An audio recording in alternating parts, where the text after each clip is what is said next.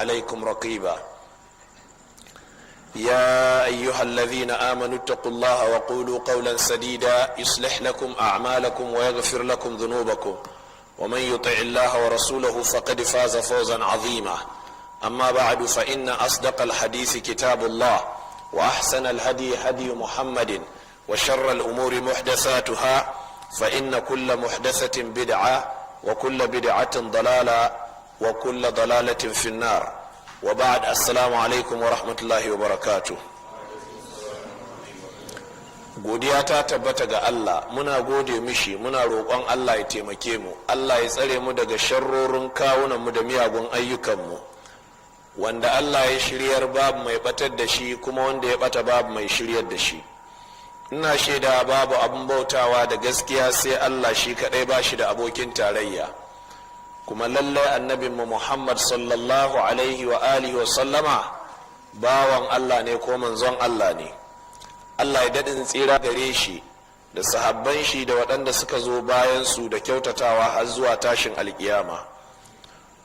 Masu kallonmu da sauraronmu kai tsaye da waɗanda za su kalle mu kuma su saurare mu daga ainihin nesa ta hanyoyin yada bayanai na zamani, mune muku sallama irin ta addinin musulunci da cewa assalamu alaikum wa rahmatullahi wa barakatuh. Yanzu da muke magana daren talata ne wanda ya daidai da daren 27 ga watan jumadal ula, hijira annabi sallallahu alaihi wa alihi wasallam na da shekara 1428 daidai da 11 ga watan jun shekara ta 2007.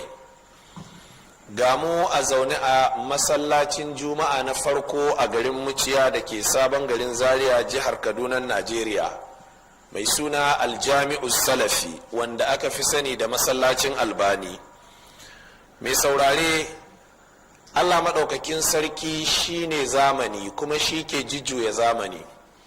Allah ya kawo mu wani zamani wanda ke cike da nau'uka na saɓon Allah, tun daga shirka, zina, luwaɗi, maɗugo, kisan kai, ta'addanci iri-iri ya yaɗu a bayan ƙasa.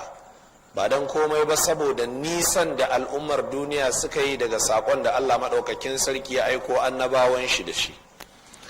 Sakamakon haka muka ga dacewar a rinka tara musulmi ana karantar da su, ana kuma faɗakar da su game da wasu nau'uka daga cikin nau'ukan sakon Allah waɗanda suke dilmiyar da ɗan adam ko kuma musulmi musamman a ainihin wato wutar jahannama a ranar gobe alkiyama. Yayin da muka ɗauki wannan tsari, wanda yana ɗaya daga cikin tsarin da malaman magabata suke ɗauka, shine karantar da alkabair, manya-manyan zunubai, sai muka samu wani ƙwararre kuma gogaggen malamin hadisi da fiƙihu, sannan ƙwararre a fage na wa'azi, mai suna al'imamu Muhammad ibn Zahabi, Allah maɗaukakin sarki ya gafarta mishi. Ya sauƙaƙe mana tazara mai girma dangane da wannan fage, sai muka ga dacewa da cancantar mu saka littafin shi mai suna kitabul kabair domin mu karantar.